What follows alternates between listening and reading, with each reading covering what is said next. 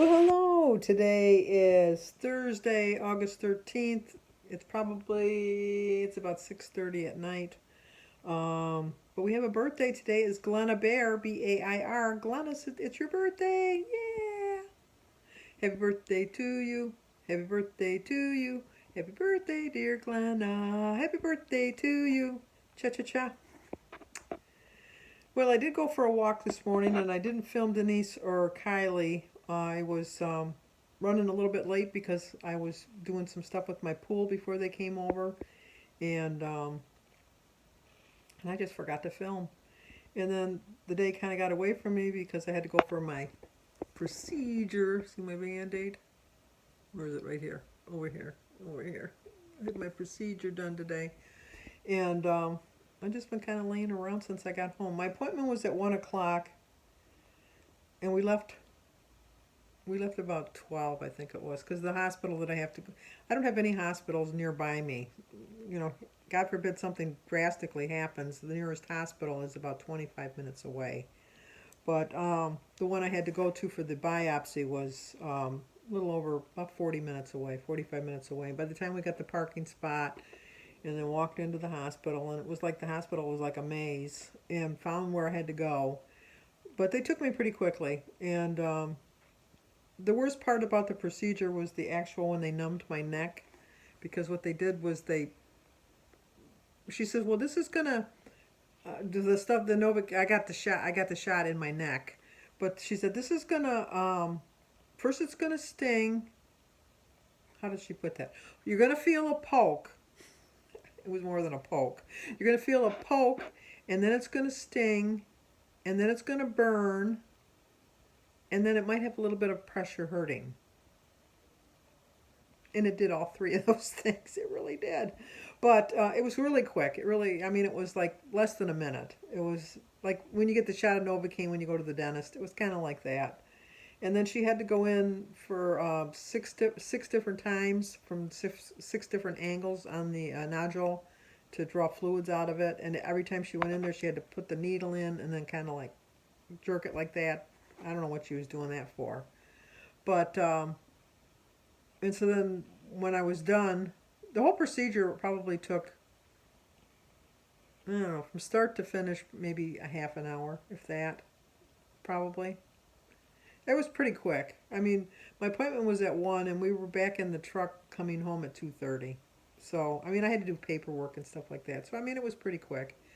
But, so she says, well, you can't take a shower for 20, you can't exercise, and you can't lift weights or things like that. And I said, oh, well, I usually take a walk in the morning. I walk about 2 miles. And she says, no, you can do that. That's not a problem. She said, but you can't take a shower for 24 hours. And I go, oh, well, I usually take a walk and I get back about 8:30. I usually get back about 9:30, 10 o'clock, and then I take my shower. And she said, no, I know it sounds silly, but you have to wait 24 hours. And I said, so I got to wait till 1 o'clock in the afternoon to take a shower? And she said, yeah, you can't get wet. And I go, well, it really is an hour or two going to make a difference? Yeah, you really should wait 24 hours. I don't understand the point of that. I'll wait because, you know, I'm paying them all that money. I might as well listen to their advice. But it just seemed kind of odd. But then she told me that when you get home, you know, keep ice on it off and on. I forgot. I fell asleep in the chair here, so I didn't put ice on it. But it's not, I'm aware that somebody was poking in my neck, but it doesn't hurt, if that makes any sense. It's like when you have problems like your teeth, not a toothache so much, but like maybe it is a toothache. But you know, like when you didn't know like you had like a baby toe until you stubbed the baby toe, and then all of a sudden you know you had a baby toe. You know, like kind of like that. But I've been so cold all day. Look, I got a blanket on, and I mean our air conditioning is on, but it's set at 75. So, and that's not cold at all because we turned it to 75, and we usually keep it about 73. But we turned it up to 75 when we left, and we just forgot to turn it back down. But then when Jim saw me wrapped up in a blanket, he said, oh my God. But I don't know what it is. I don't know if it's because of, I don't know. They always say that when you have some kind of procedure done, that sometimes it does something to your body. I feel fine now, but for breakfast I had before I don't like eating that early either because I ate earlier because I don't like to eat and travel. But I had what did I have? I had some strawberry. I had my berries. We knew that. I had an egg, and I had all my Ezekiel toast with some holy guacamole and a cup of tea and a banana. And then when I got home for my lunch, I had a granola bar and some watermelon and a peach and a pretzel rod. And now I'm thinking about dinner. So for dinner, I have a leftover piece of chicken. And I have some chicken on a salad with some cottage cheese and some pineapple. I'll probably have my lemonade mixture, and I'll have a sugar-free pudding for dessert. But I'm just kind of like, I don't know, laying around. But I wanted to do a quick video to let you know that I survived my procedure, as we call it in my family. But I'm feeling pretty good. She said 95 out of 100 times it comes back benign. So I'm praying for the 95. I'm in the 1 to 95% or whatever. So I'm not really overly concerned about it, but it was something I wanted to check just because my doctor was a little bit concerned about it. And so I'm glad I went. And kept me on program today, kept me on track. Still hoping for a loss on Saturday. And just inching my way, slowly making my way there. But, so, I guess that's it. Trying to think of a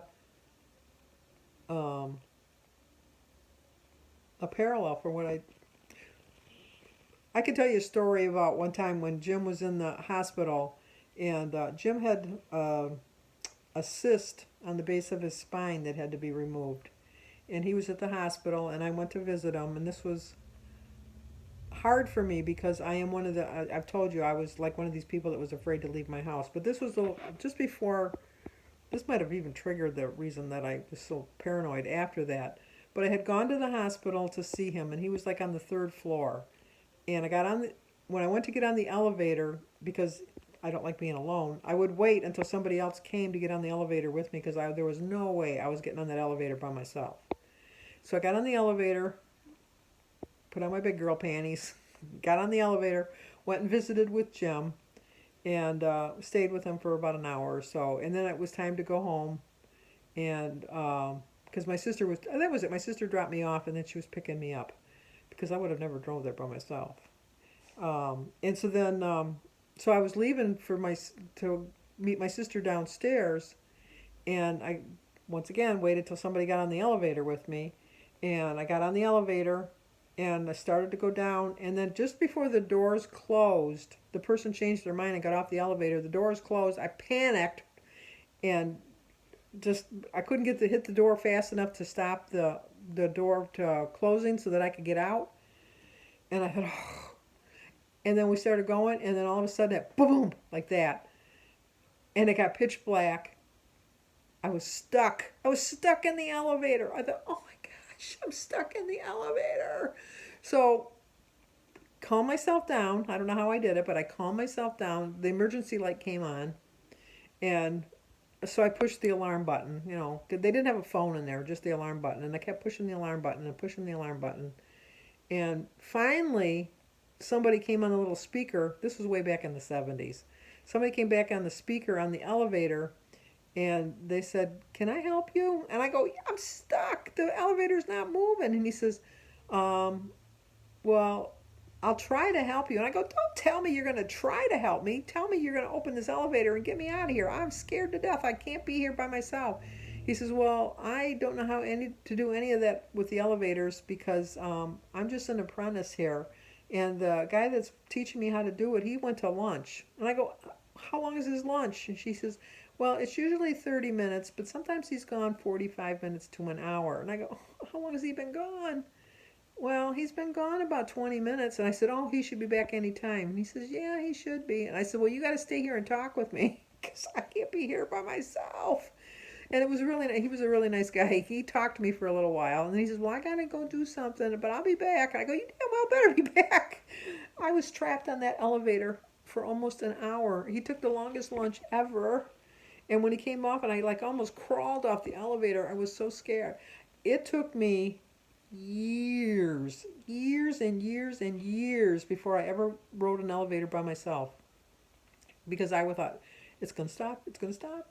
And then my sister-in-law was making fun of me and she says, "Well, that's why I'm so deathly afraid of escalators." And I go, "Well, why?" "Well, if an escalator stops, like, what are you going to do?" And I go, "You either walk up and down or up the stairs or down the stairs. You're free. You're in an elevator. You're in a trap box. You're in a tomb." But anyway, now I get on elevators by myself. I don't have a problem with it. But it took me a long time. So, okay, I had to have a better story today than I did yesterday. I apologize for that story yesterday. I was just sad, but I was just, I don't know. I was in a mood. But anyway, good news. I survived my procedure. I'm going to be fine. And going to go make something to eat now. So I'll talk to you guys tomorrow. And as always, stay safe.